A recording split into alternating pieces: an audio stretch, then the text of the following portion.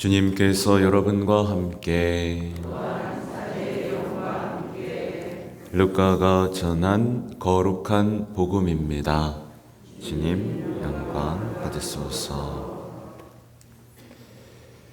그때 백성은 기대에 차 있었으므로 모두 마음속으로 요한이 메시아가 아닐까 하고 생각하였다. 그래서 요한은 모든 사람에게 말하였다. 나는 너에게 물로 세례를 준다. 그러나 나보다 더 큰 능력을 지니신 분이 오신다. 나는 그분의 신발끈을 풀어드릴 자격조차 없다. 그분께서는 너희에게 성령과 불로 세례를 주실 것이다. 온 백성이 세례를 받은 뒤에 예수님께서도 세례를 받으시고 기도를 하시는데 하늘이 열리며 성령께서 비둘기 같은 형체로 그분 위에 내리시고 하늘에서 소리가 들려왔다.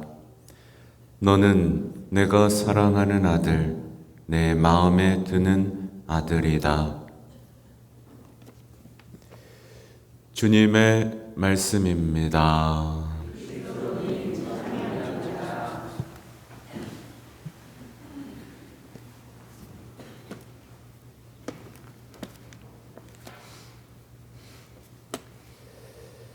참 예수님. 네, 여러분 세례 받은 날짜 기억하세요? 나 기억한다. 나 다 까먹었다. 네, 저는 12월 19일에 세례 받았습니다. 꼭 기억해야 할 날이죠. 그러면 여러분 중에 나는 정말 세례 받고 싶어서 막 애가 타서 난 세례 받았다. 그렇게 세례 받았다. 네. 그러면 나는 그냥 막 결혼하려고 그냥 막 뒤에서 등 떠밀어가지고 신부님이 꼭 세례 받으라고 해가지고 겨우겨우 난 받았다. 이도 저도 없어요. 근데 이제 우리 세례 때 분위기를 한번 보자는 겁니다. 사람들이 세례자 요한을 메시아인 줄 알고 거기에 막 줄을 섰어요. 그죠? 그런데 이제 분위기가 막 바뀌죠. 거기 봤던 사람들이 이제 예수님한테 막 가는 거예요. 줄 서는 것도 마다하지 않는 거죠. 그죠? 그렇게 죄인들, 가장 정말 똑똑한 사람들은 잘 안 받았어요. 그죠? 근데 그렇게 죄인들이 이제 세례자 요한하고 세례 받고 있을 때 이 예수님이 거기에 줄을 서시고, 말도 안 되는 일이죠. 그죠? 예수님이 줄을 서시고 거기서 세례를 받는 것을 오늘 우리는 기념하고 있습니다. 그러니까 이 정말 인간이 되신 것도 모자라서 우리 죄투성이잖아요. 솔직히 그죠? 저 포함해서 여기 죄인이 아닌 사람이 어디 있습니까? 근데 이 우리 죄인들 사이로 걸어 내려오시는 거예요. 내려오다 못해 우리하고 똑같은 죄 속으로 내려오시는, 이게 얼마나 기쁜 소식인지 세상 사람들은 몰라요. 여러분은 알아요? 여러분 빛의 신비 이제 기도할 때마다 여기 막 감동하고, 그래 맞아, 죄 감출 필요 없구나, 맞아 나 죄인인데 뭐, 이렇게 예수님 앞에 나의 죄를 터놓고 나를 새롭게 하시고, 또 오늘 예수님이 세례 받자마자 하시는 게 뭔지 아세요? 기도였습니다.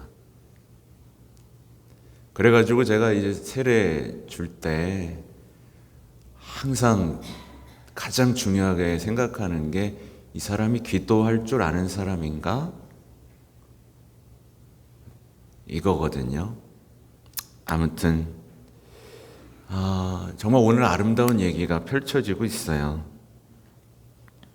그래서 오늘을 기점으로 해서 성탄이 끝납니다. 아시죠?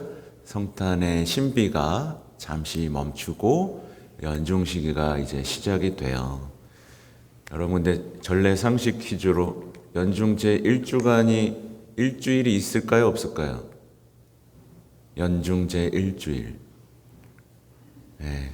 오늘이 연중제 일주일이라고 보면 돼요. 그래서 다음 주일부터 연중제 2주일일 거예요. 맞나? 아무튼 이제 연중 시기가 시작되면서 말하자면 우리 빛의 신비가 시작되는 거죠. 그죠? 세례 받으심을 묵상하잖아요. 그러면 이제 이 연중 시기를 시작하면서 세례를 묵상하면서 그리스도인들은 그 찬란한 내 신앙에, 내 삶에 비추는 빛을 좀 감지할 수 있어야 되는 거예요. 아, 이렇게나 아름다운 신앙의 빛이 내 삶 속에 쏟아내리고 따뜻함을 느끼고 다시 생명력을 느끼고 살아갈 힘을 얻는 이 예수님의 아름다운 세례, 생애에서 내 힘을 느낄 수 있어야 됩니다. 생각해 보면요, 여러분 지금 성탄의 기쁨 남아있어요, 없어요? 나 남아있다. 나한테 성탄의 기쁨이 남아있어요? 여러분 그럼 주님 공연의 기쁨은 남아있어요? 주님 세례의 기쁨은 지금 맞이하고 있어요? 제가 이제 지금 왜 자꾸 이런 얘기를 하냐면 여러분 막 뭐라 그러는 거 아니에요. 항상 이러면 뭐라 그런다고 느끼더라. 이 중요한 걸 잊어버렸다는 거죠. 우리 신앙에서 아주 중요한 거, 성탄의 기쁨. 뭐 제가 여기서 다 설명할 수 없지만 여러분 성탄 때문에 이제 남들처럼 살 필요가 없어요. 작고 연약해도 돼요. 이게 얼마나 큰 기쁜 소식인지 아시죠? 그리고 주님의 공연 때문에 우리는 누구 앞에 드러나지 않아도 되고 커지지 않아도 되는 삶을 살아도 되고, 예수님의 세례 때문에 우리는 저 주님 죄인입니다. 그냥 헐벗은 영혼과 맨발로 주님 앞에 나아가도 돼요. 안 꾸며도 돼요. 위선적으로 뭘 꾸밀 필요가 없어요. 주님 앞에서는요. 이게 우리 신앙의 빛입니다. 그래서 세례받은 하나님의 자녀들은 정말 행복한 사람들이에요. 여러분이 세례 때 얼마나 큰 축복을 받았는지 아셔야 됩니다. 근데 제가 좀 흥미로운 거 알려드릴까요? 우리 원당동 성당의 교적상 몇 명일 것 같아요, 여러분? 한 2,600명쯤 돼요. 근데 한 1,000명은 파악이 안 돼. 1,000명은 이제 거의 또 잠적. 이 중에 몇 명만 나오게요? 400명이 간당간당해요. 그러니까 세례를 받았는데 자기가 받은 게 뭔지 모르고 살아가는 사람들이 이렇게나 많고, 그럼 과연 이 400명 여러분들 중에 내가 받은 세례가 얼마나 큰 것인지 아는 분들은 모두 이길 바랍니다. 여러분, 예수님이 세상에 오신 것과 제가 한번 얘기한 적이 있는데요. 예수님이 세상에 오셨죠, 그죠? 그리고 우리 세례 받았죠. 그리고 우리가 받은 계명 중에 가장 큰 계명이 뭐죠? 하나님 사랑, 이웃 사랑. 이걸 한마디로 또 줄이면 서로 사랑하여라잖아요, 그죠? 근데 예수님이 우리 오시기 전에는 서로 사랑하여라였어요? 서로 복수하여라였어요? 서로 야, 눈 맞았으면 너도 눈탱이 하나 날려. 누가 손 잘랐으면 너도 손 잘러. 이 시대였단 말이에요. 그죠? 근데 우리는 지금 서로 사랑하고 용서하는 시대에 살고 있어요? 되갚아주는 시대에 살고 있어요? 여러분 어디 살고 있어요? 용서하고 사랑하고 희생하는 시대에 살고 있어요? 앙심 품고 험담하고 분노하는 시대에 살고 있어요? 세례 받으면 이게 끝나야 되거든요. 아무튼 다시 돌아갈게요. 그래서 세례 받은 사람들은요, 남 탓하면서 슬프게 살지 않아도 됩니다. 자유로워요. 안 해도 돼요. 안 해도 돼. 이게 얼마나 큰 해방감인지 아시죠? 그냥 주님 앞에서 저 죄인인데요. 용서해 주세요. 저 깨끗해지고 싶은데요. 이렇게만 말하면 돼요. 바쁜 척 안 해도 됩니다. 이제부터는 기도하는 시간을 시간 낭비로 여기지 않고 그 기도 안에서 사는 삶을 행복이라고 얘기해도 됩니다. 기도하고 또 기도하고 내가 받은 세례, 내가 고백한 신앙 이런 것들을 상기하면서 열린 하늘 아래서 아름답게 살 수 있는 여러분의 특권이 주어졌죠. 근데 이제 이런 말을 하면 많은 분들이 어려워한다는 걸 제가 여기 와서 한 2년 전부터 알았죠. 이런 얘기들, 어떤 신앙의 아름다운 얘기들에서부터 우리의 잘못된 신앙에 대한 얘기들을 하면 내가 뭘 그렇게 잘못했다는 거지? 나는 그래도 열심히 살았는데, 이런 분들이 굉장히 많다는 걸 알아요. 근데 잘한 거 맞아요. 근데 제가 요구하는 건 뭐겠어요? 여러분이 그 답답함, 아쉬움을 가지고 하느님과 대화할 수 있는 사람이 되도록 그 하나를 넘어가게 해드리고 싶은 건데, 많은 분들이 어떻게 하냐면 꼴배기 싫어, 저 강론 좀 듣기 싫어, 그냥 그러고 숨어버린다는 거죠. 그게 아니라 그냥 우리는 기도하면 되는 거거든요. 주님, 저 세례 받았어요. 다시 한번 제가 용서받은 거 기억하고 싶고, 다시 한번 제가 뭐가 잘못됐는지 알고 싶고, 깨끗해지고 싶고, 제 가슴이 다시 뜨거워지고 싶고, 당신과 닮아가는 삶이 뭔지 알고 싶습니다. 알려주세요. 다시 해볼게요.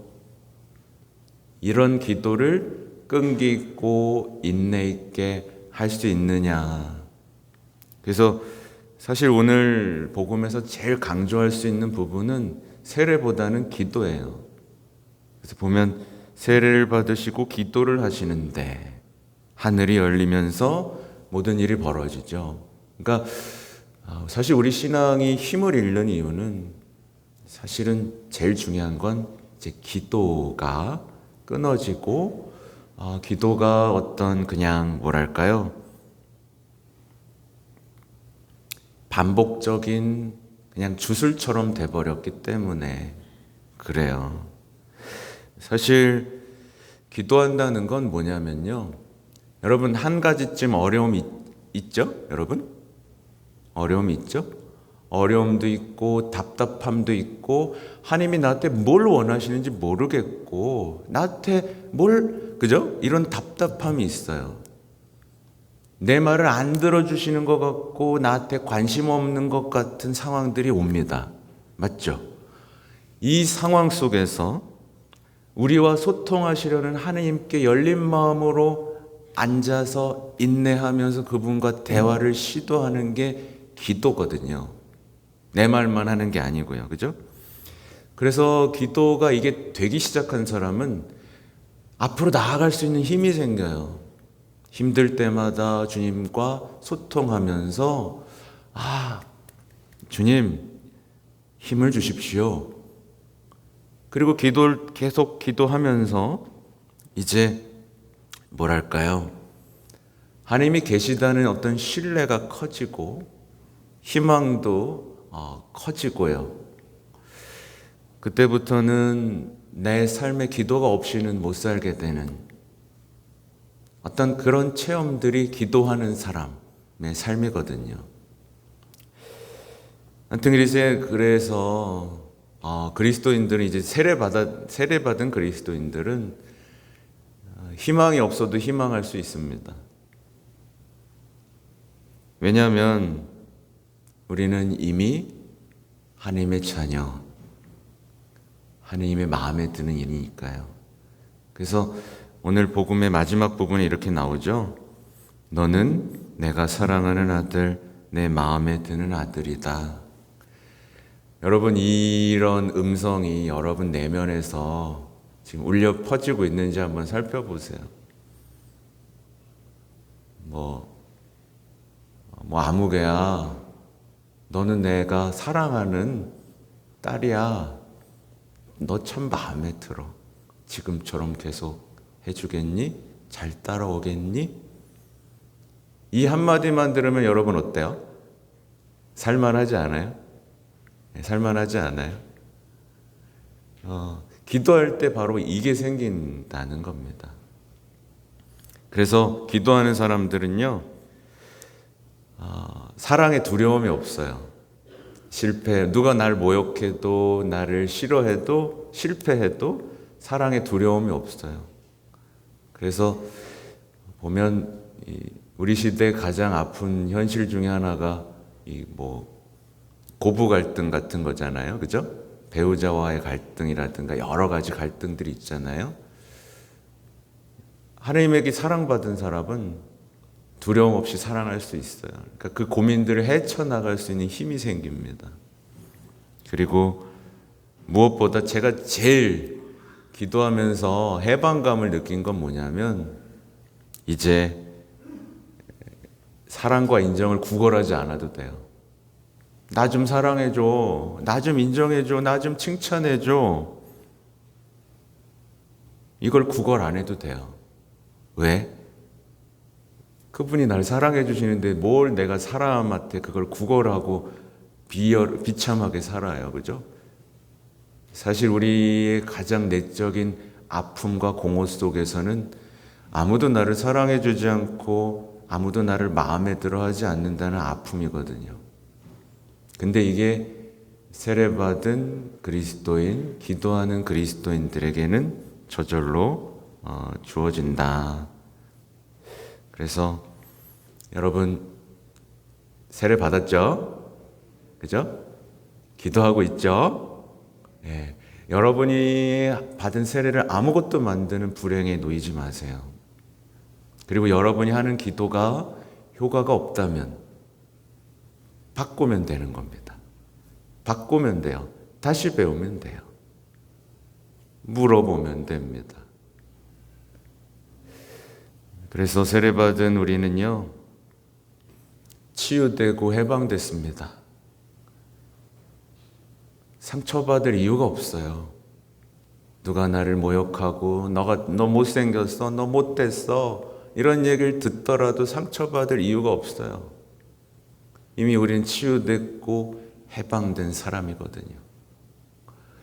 이게 얼마나 놀라운 신앙의 신비인지.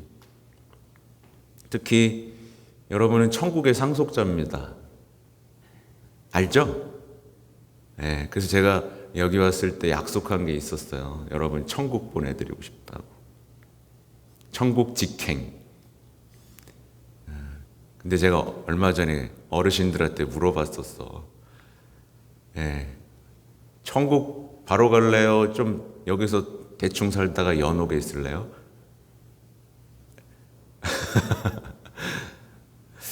천국 가고 싶죠, 그죠? 그죠? 그렇다면 말씀을 계속 읽어야겠죠. 천국의 마지막 심판에서 어떻게 통과할 수 있을지 딱 하나였어요. 사랑하는 거였죠. 가장 가난하고 어려운 이웃들에 대한 사랑이 유일한 천국의 티켓이었죠. 교양 있고 착한 척하는 거는 아무 소용이 없었어요. 그러니까 우리가 그렇게 변화될 수 있는 세례받은 그리고 기도하는 그리스도인이 될 수 있기를 오늘 정말 간절히 청해 봅시다. 아멘.